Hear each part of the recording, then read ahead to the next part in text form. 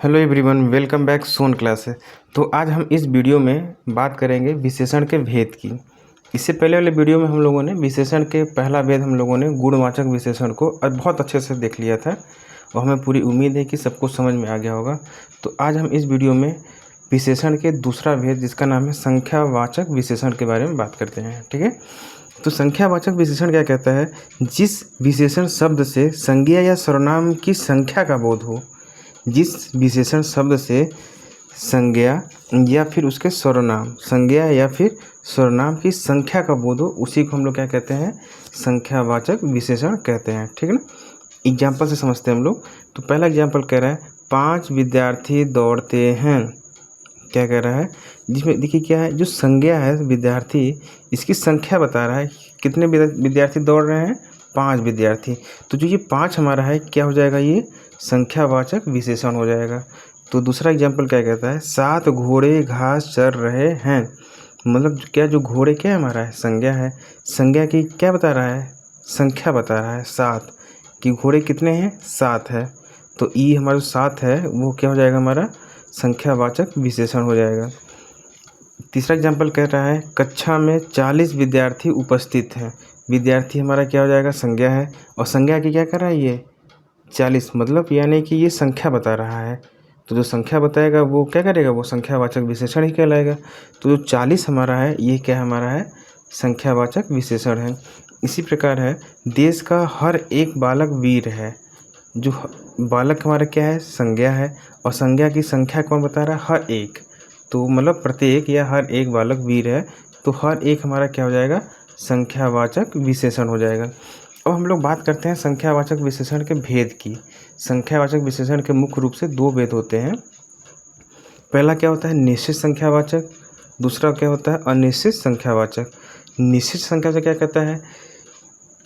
इनमें निश्चित संख्या का बोध होता है। जो निश्चित संख्यावाचक विशेषण है इसमें क्या होता है कि संज्ञा सर्वनाम के संख्या का निश्चित होने का बोध होगा, कि वो संख्याएँ 5 है, 4 है, 2 है, 1 है। ये सब क्या है? हमारी निश्चित संख्या है। ठीक ना। जैसे हम कह दिए 1, 5, 7, 50, ये सब क्या है? हमारी निश्चित संख्या है। यदि हमने आपसे कह दिया कि हमें 1 किलो चावल दो, तो इसका मतलब ये हो गया ना कि ये संख्या जब हमें आपको 1 किलो चावल देना है। ठीक ना। यदि हमने ये कह दिया कि इस वीडियो को 50 लोग देख रहे हैं, तो इसका मतलब क्या हुआ? कि इस वीडियो को 50 लोग देख रहे हैं। ठीक ना। तो मतलब संख्या हमारी क्या है? कन्फर्म है, निश्चित है।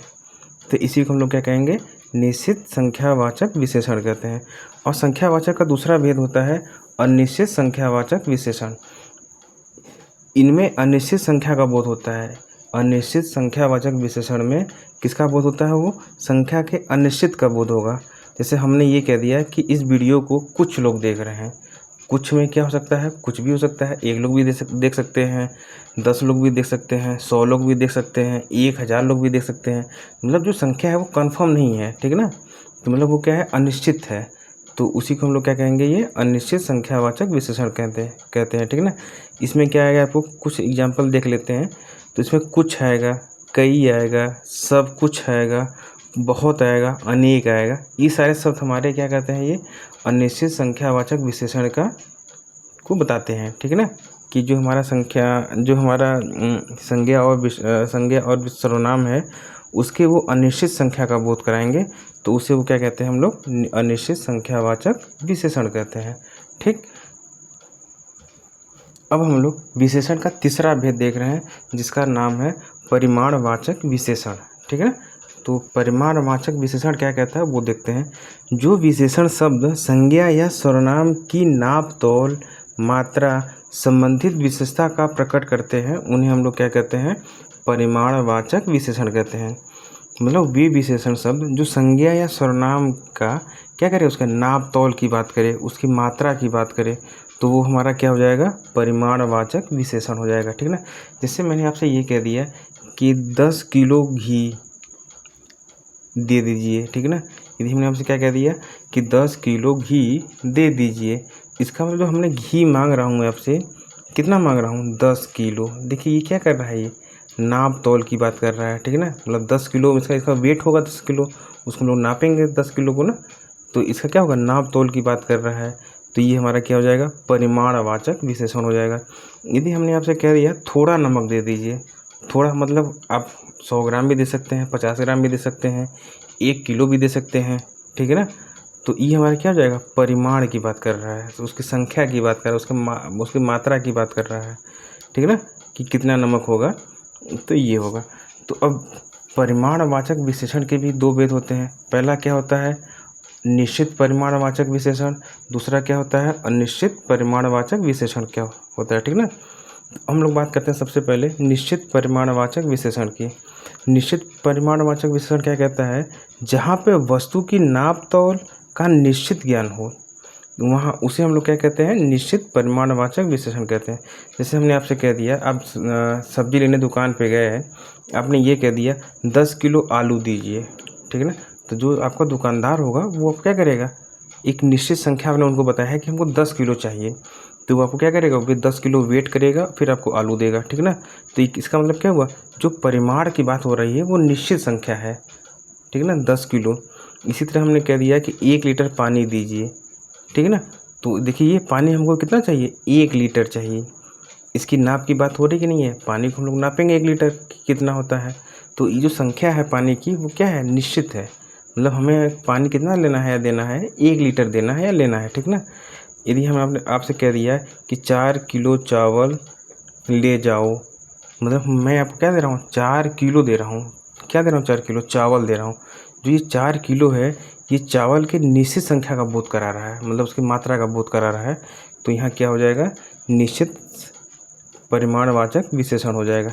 इसी प्रकार हम कह दिए आपसे 10 किलोमीटर दौड़िए, मतलब आपको कितना दौड़ना है, 10 किलोमीटर दौड़ना है, ठीक ना। तो इसका मतलब ये क्या है, 10 जो है ये हमें निश्चित परिमाणवाचक की विशेषता बता रहा है। तो ये हमारा 10 किलो क्या हो जाएगा, निश्चित परिमाणवाचक विशेषण हो जाएगा। अब हम लोग परिमाणवाचक विशेषण का दूसरा भेद देख रहे हैं, जिसका नाम है अनिश्चित परिमाणवाचक विशेषण।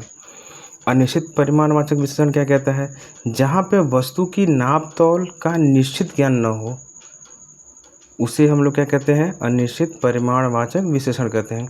मतलब जहाँ पे किसी वस्तु का निश्चित होने का बोध न हो। जैसे हमने आपको दिया, तो हमें थोड़ा पानी दे दीजिए। थोड़ा क्या है, थोड़ा हमको जो ये संख्या का हमको निश्चित पता नहीं है कि कितना देना है, 1 लीटर देना है, 2 लीटर देना है, कितना देना है, ये हमें पता नहीं है, कंफर्म नहीं है। तो ये हमारा जो थोड़ा है, ये क्या बोध करा रहा है हमें, इस पानी का अनिश्चित परिमाणवाचक विशेषण बोध करा रहा है कि जो ये पानी है, ये क्या देना है हमको, थोड़ा देना है, मतलब ये अनिश्चित है, ठीक ना। इसी प्रकार है, कुछ आटा भिखारी को दे दीजिए, ठीक ना। तो इसका मतलब ये हुआ कि आपको आटा कितना देना है, कुछ भी देना है। आप थोड़ा भी दे सकते हैं, ज़्यादा भी दे सकते हैं, कम भी दे सकते हैं, ठीक ना। तो आप कुछ भी दे सकते हैं। इसमें जो आटा का जो है वो क्या कर रहा है, अनिश्चित परिमाण की बात कर रहा है। इसी कोई परिमाण, जो इस आटे का जो वेट है वो कुछ भी नहीं है, मतलब कुछ भी हो सकता है, 1 किलो भी हो सकता है, 2 किलो भी हो सकता है, 3 किलो भी दे सकते हैं आप। वो क्या संख्या, अनिश्चित है। तो यहाँ क्या किसका बोध होगा हमें, वो अनिश्चित परिमाणवाचक विशेषण का बोध होगा। इसी प्रकार है, बहुत दूध, आज हमने बहुत दूध पिया। बहुत में कितना पिया, 1 गिलास पिया, 2 गिलास पिया, 1 लीटर पिया, 2 लीटर पिया। इसका हमें बोध तो पता तो नहीं चल पा रहा है, ठीक ना। तो इसके मतलब क्या हुआ कि जो ये संख्या है, ये दूध की मात्रा बता रहा है, ये क्या है, अनिश्चित है। ये कुछ भी हो सकता है, 1 लीटर भी हो सकता है, 2 लीटर भी हो सकता है, 1 गिलास भी हो सकता है, 2 गिलास भी हो सकता है। तो इसलिए यहाँ पे क्या हो जाएगा, ये अनिश्चित परिमाणवाचक विशेषण हो जाएगा। आज हम विशेषण का चौथा और लास्ट भेद देख रहे हैं, जिसका नाम क्या है, सर्वनामिक विशेषण। सर्वनामिक विशेषण क्या कहता है, जब कोई सर्वनाम शब्द संज्ञा शब्द से पहले आए, ठीक है ना, इसको बहुत ध्यान से समझना है। जब कोई सर्वनाम शब्द संज्ञा शब्द से क्या है, पहले आए, तथा वह विशेषण शब्द की तरह संज्ञा की विशेषता बताए, उसे हम लोग क्या कहते हैं, सर्वनामिक विशेषण कहते हैं। इसका मतलब ये हुआ कि जब कोई सर्वनाम शब्द किसके पहले आ जाए, संज्ञा से पहले आ जाए, और वो क्या करे, संज्ञा की विशेषता को बताए, उसी को हम लोग क्या कहते हैं, सर्वनामिक विशेषण कहते हैं। एग्जाम्पल से समझते हैं। जैसे क्या होगा, ये मेरी पुस्तक, ठीक है ना। जो मेरी पुस्तक है, ये हमारा क्या है, पुस्तक हमारा क्या है, ये संज्ञा है, हमारा क्या है, ये संज्ञा है। और जो ये मेरी है, ये मेरी क्या है, ये सर्वनाम है। संज्ञा से पहले सर्वनाम आया। और ये जो मेरी शब्द है इस पुस्तक की विशेषता बता रहा है कि जो ये बुक है ये किसकी है, ये मेरी बुक है। तो ये हमारा क्या हो जाएगा, सर्वनामिक विशेषण हो जाएगा। ठीक, इसी प्रकार है किसी का महल, ये महल हमारा क्या है, संज्ञा है। क्या है ये, संज्ञा है। और संज्ञा की किसकी, संज्ञा की विशेषता कौन बता रहा है, किसी का महल, मतलब ये क्या है, किसी, ये हमारा सर्वनाम है। क्या है, ये हमारा सर्वनाम है।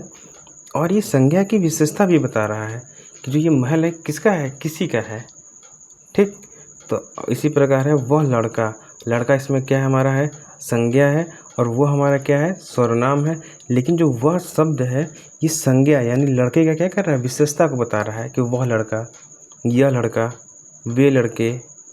ठीक ना, तो वह हमारा क्या हो जाएगा, सर्वनामिक विशेषण हो जाएगा। इसी प्रकार वे हिरण, मतलब ये क्या कर रहा है, ये हमारा संज्ञा हो गया, हिरण, हिरण हमारा क्या हो गया, संज्ञा हो गया। और वे हमारा क्या हो गया, ये हमारा सर्वनाम हो गया। ठीक ना, लेकिन जो ये सर्वनाम यूज हो रहा है ये किसकी विशेषता बता रहा है, ये संज्ञा यानी हिरण की विशेषता बता रहा है। तो ये हमारा क्या हो जाएगा, यहाँ पे सर्वनामिक विशेषण हो जाएगा।